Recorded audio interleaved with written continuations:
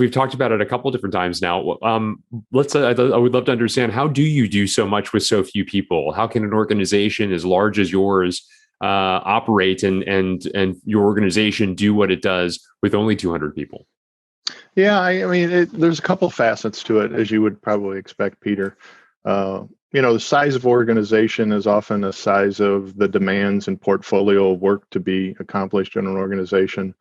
And the size of a portfolio or work to be done is often shaped by, how far up kind of the strategy ideation stack you can get your organization. In other words, shape the demand before the demand shapes you as an organization. So, part of the key is having a handful of really broad and experienced IT functional leaders that stay very well connected to our businesses and sit on the various leadership teams of those businesses. And, that's all about figuring out what the right work to do to advance the strategies of the company or contribute to those strategies are, and eliminate the work that doesn't. And I think it is very, very difficult to try and shape the size of your organization if you can't shape the size of the work coming at the organization. So that's certainly a big part of what allows us to operate at that level.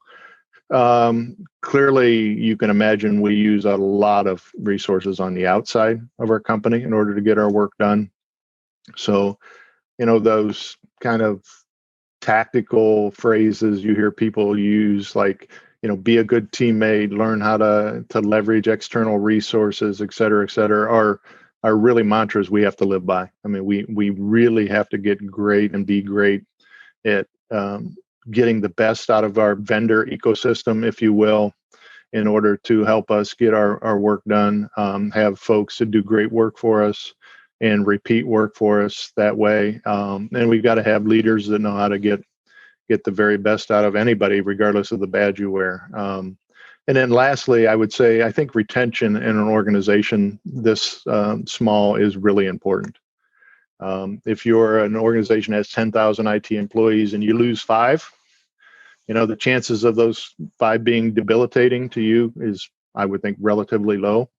If you have an organization of 200 and you lose 5, I think the probability of that being significant for you is much, much higher. So, the workplace that we have, the way we work together, the brand that we kind of advertise as part of our function and that attracts people has to be very authentic, so that when they get here, we actually are able to retain them. So I think those are 3 really important elements into how do you operate a small organization inside of a large company.